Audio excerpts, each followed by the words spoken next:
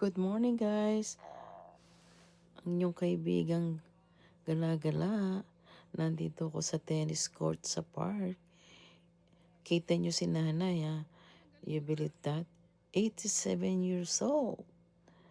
Ang galing pa rin niya sa tennis. Sana pagtanda ko ganyan din ako no. Para mapaglaro din ng tennis. Tingnan nyo ang galing oh. Oo, tingnan nyo. Oo, napalo ni nanay. Kita nyo yan ha. Ang lakas pa niya. Yan ang mga kalaro niya, mga bata pa. Teenager. Pero si nanay, 87. Akagulat, oh. Magandang exercise daw to, sabi nila. Sabi ko, makikijoin ako sa kanila. Ayan, mga kaibigan. Good morning again. Ang inyong kaibigan, gala-gala.